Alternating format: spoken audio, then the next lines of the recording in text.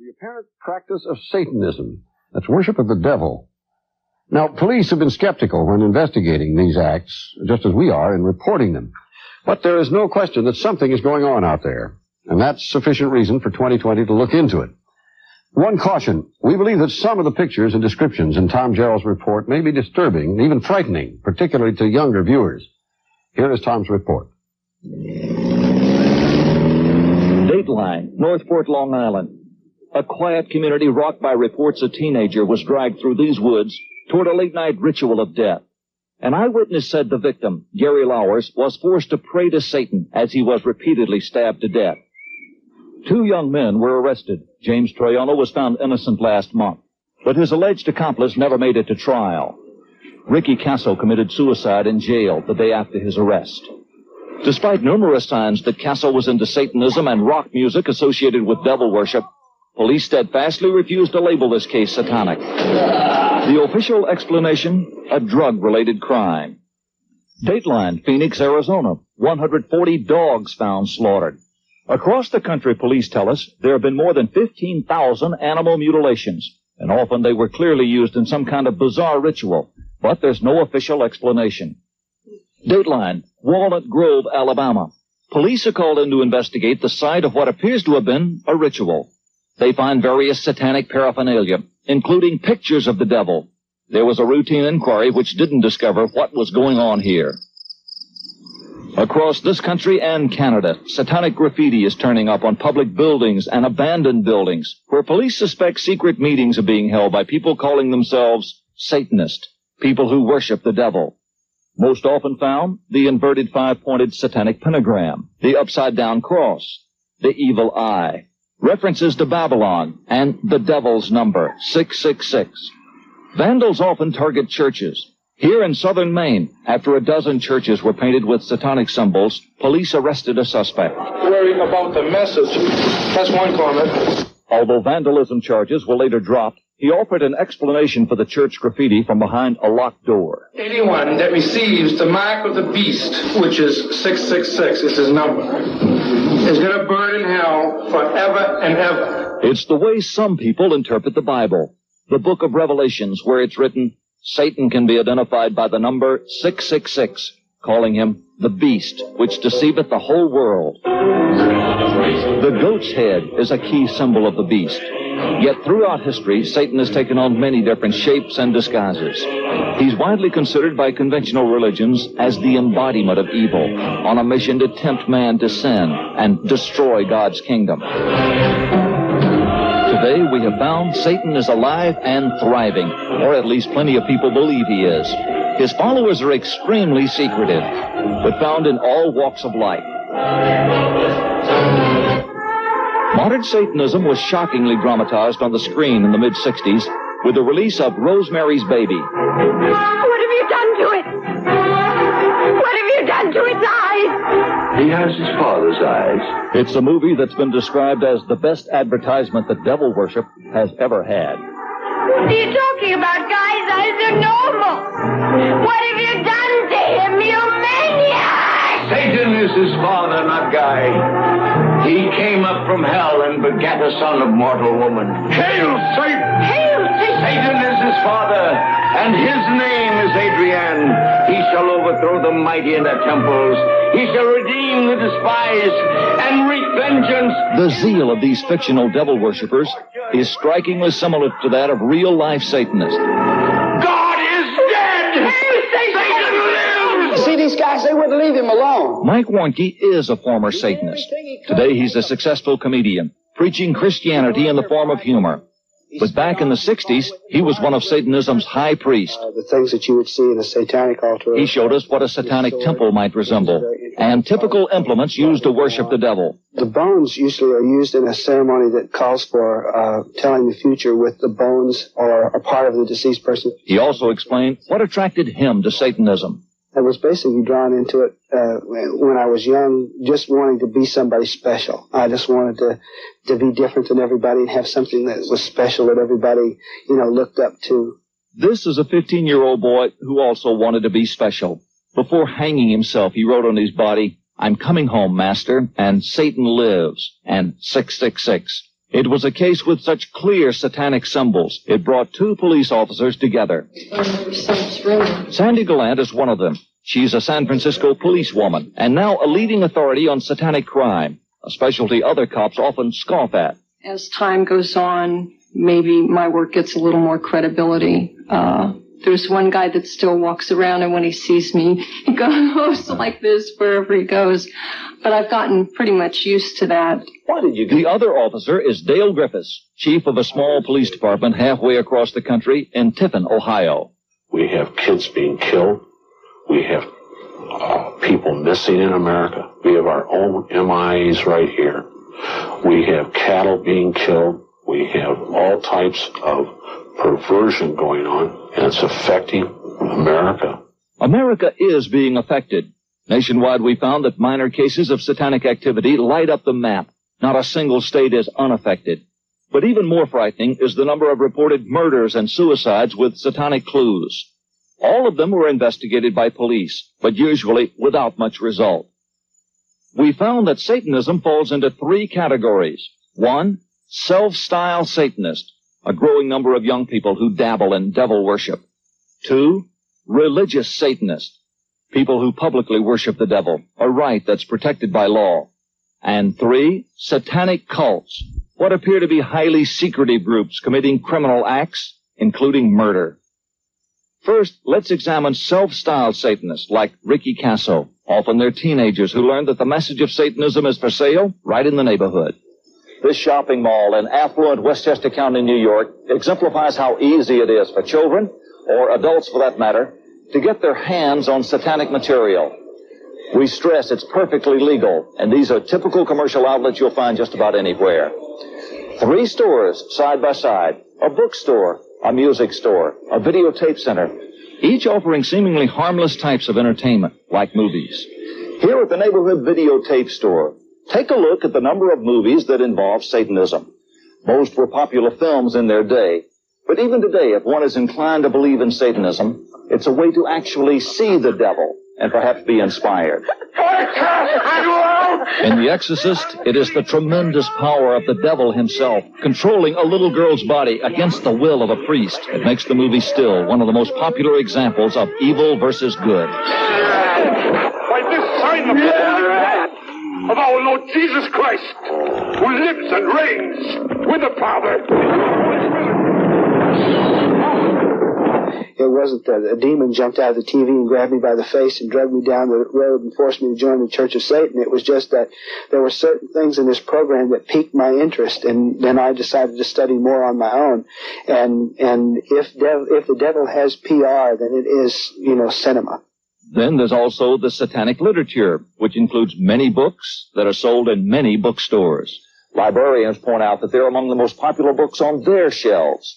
Here, as in almost any bookstore, you'll find both the Satanic Bible and its companion, the Satanic Rituals, a step-by-step guide to performing evil rites. Kids get their ideas, especially their psychological pumping up, so to speak, from the literature.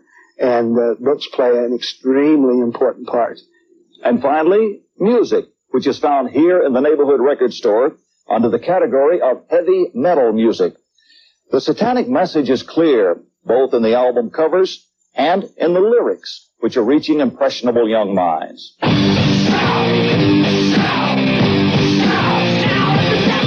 And the musical message comes across loud and clear at concerts and now through rock videos. The symbolism is all there.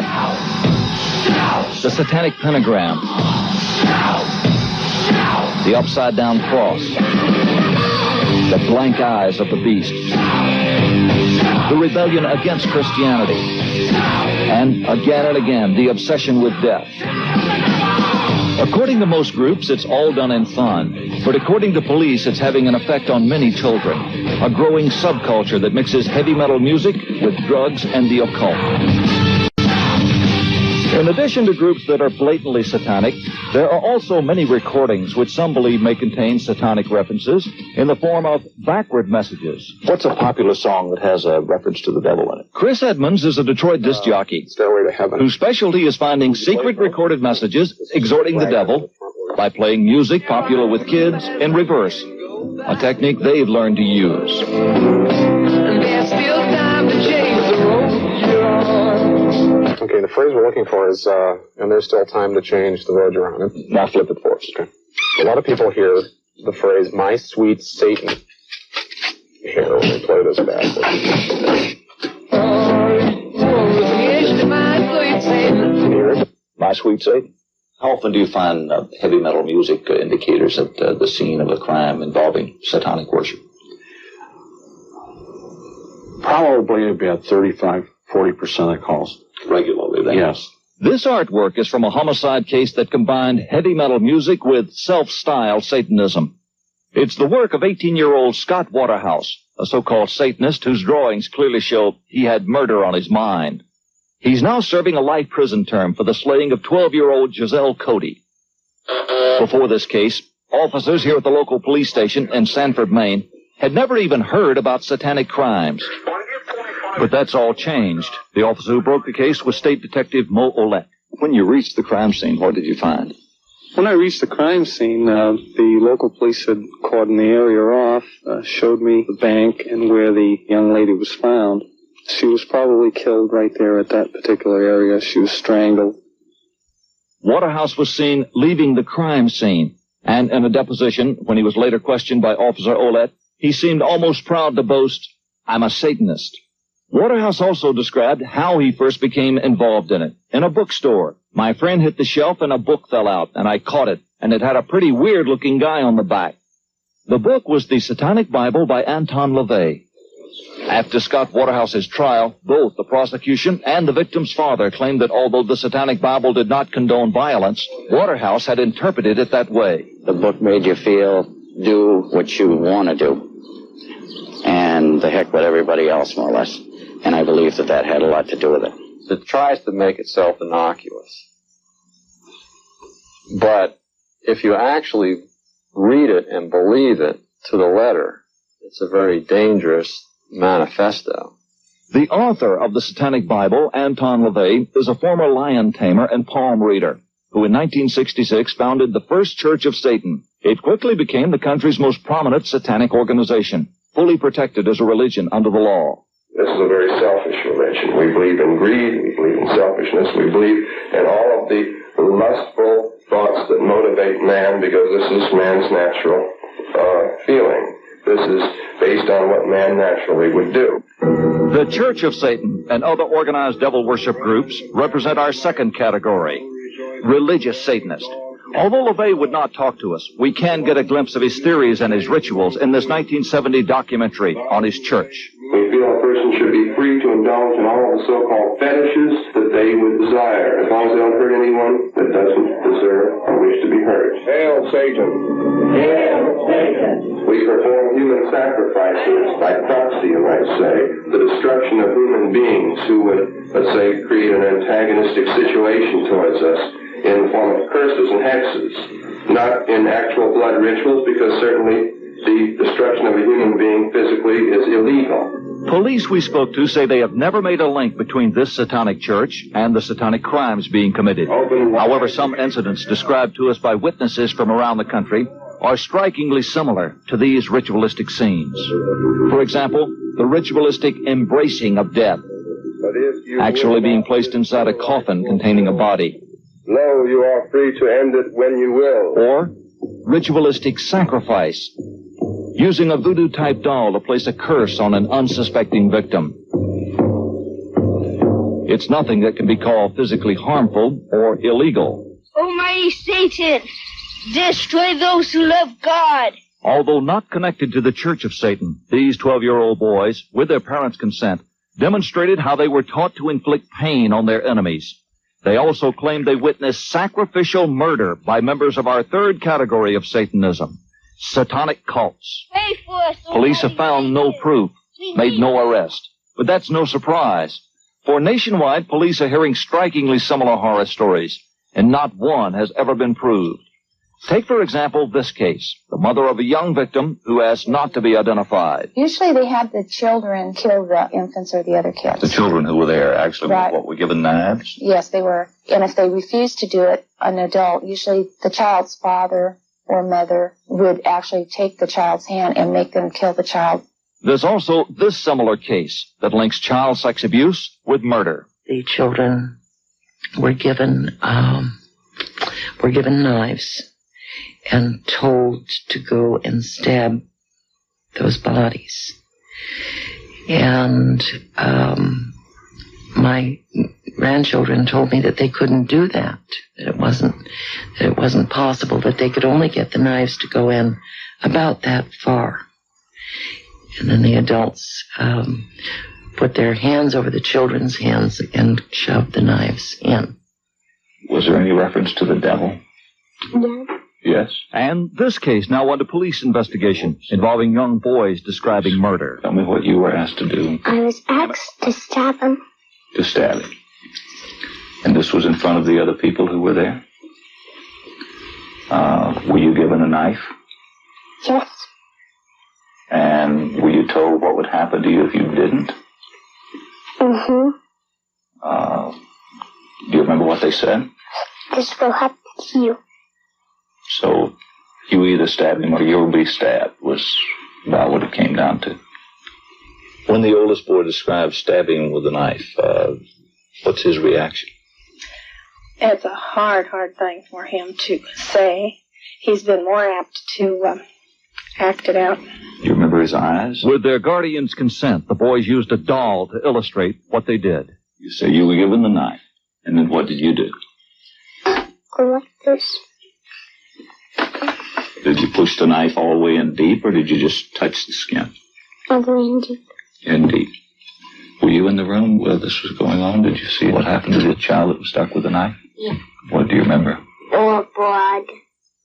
Ritualistic murder has become a specialty for San Francisco's chief medical examiner. Are local investigators really prepared, equipped? Do they know what to look for when investigating these cases? No, I don't think they do. Even though many different people are trying to get out the message about ritualistic or funny types of killings, first of all, just on their face value, they sound so unusual or bizarre that most people hearing that message really don't think that it's true. It's bizarre and hard to prove. Yet details that were told to us in interviews conducted across the country were later verified by authorities, who say there are consistent telltale clues. And they provide a checklist of 6 satanic practices to look for. For example, being placed inside a coffin. It's an experience that many children are describing. Well, the adults would dig up the caskets from the graveyards, and all the members, including the children, were made to lay in the remains of whatever was in the casket. Get in a casket with a decomposed body. Right. And then the casket was closed, and they would be lowered into the ground while they were in the casket. The author of a popular book on Satanism, Dr. Lawrence Pazder. Children are involved in graveyards, in crematoria, in funeral parlors, because one of the primary focuses of these people is death. Everything is attempted to be destroyed and killed in that child, and in society, everything of goodness. And death is a major preoccupation. Another indicator, satanic paraphernalia. In every case, the children talk about precisely the same setting. They described a satanic goat's head being on the wall over the table. They described a lot of candles. And they described people in black and white robes with hoods. The hood, Mike, what's this for? This is to create for whoever's practicing a magical atmosphere. The colors mean anything? Yeah, the red ones would be used for some types of sexual rituals, people who are doing sexual magic. This would be used for ordinary ceremonies and also for ceremonies where you'd be throwing a curse on somebody. Another indicator, kidnapping. In almost every case, the children have talked about children who were snatched and later sacrificed. They were taught to aid in the kidnapping of children. What they would do is the kids would go and play with the children and then tell them that they were either going to go to a party or that there was some toys or whatever and get them so they weren't on the move, and then her father and other members would grab the kids. Do you find missing children sometimes fall prey to these people? I believe that they do. We can't prove that they do. But as a law enforcement officer, I question 2 million children missing in the United States, knowing that many, many of those are not runaways and are so young that they couldn't run away anyway. Number 4, sexual abuse aimed at destroying faith in God. It's being described by numerous children. What were the parallels with what the boys have told you and the worship of Satan? Well, first of all, the sexual abuse, the pornography, which always seems to go hand in hand. The boys talked about how these people actually said, "I hate God," and they used a very deep voice when they talked about that. One of their primary aims is to destroy the belief system within a child, to make a child turn against what they believe in terms of who they are, of who God is, and to desecrate all manner of flesh, all manner of church institution, all manner of sign and symbol that a child could in any way be attached to. Cannibalism. It's difficult to believe, but in every case we examined, children described it. The hearts were cut out, and the children were made to chew pieces of these children's hearts, pieces of their flesh.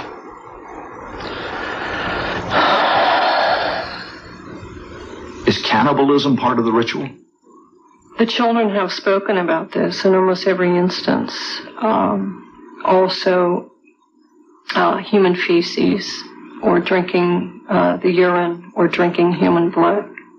That's part of the ritual. Right. I have an old 3-inch scar here on my wrist where my friends used to cut my arm open and bleed my blood into a cup and drink it mixed with wine and urine 4 times a year as a ceremony to Satan. And finally, cremation. Most of the children describe witnessing it. It might explain why no bodies have been found. So far, police have failed to make the connection, as in the case of yet another youngster who, with his mother's consent, described how bodies were disposed of. He would take the bodies and put a trash bag over the feet and head. He'd put it, and then what he would do is he had his car parked out back. So he took them to the funeral home, and they were cremated, and nobody ever knew anything about the bodies. These people cover their tracks very well. When they dispose of a body, they use that body as well. They will use, as I said, they will cremate that body. They will use the ashes that will become part of what they will continue to present to that particular group, and they will disperse that. They're not going to do some simple murder and leave a body in a stream for you to pick up the pieces of. 6 clues that point to the illegal worship of Satan, each based on the testimony of children, and none of it has ever been proved. The problem that exists is we're getting the stories, but we don't have the victims. Once it's proven with one case, it's going to add more credibility to each one of the other cases. Until that one case is proved, the link between crime and satanic cults will remain speculative. The victims in this report did break the grip of Satanism, but each is left with permanent scars, and experts say they were lucky to escape. When you get into one of these groups, there's only a couple ways you can get out.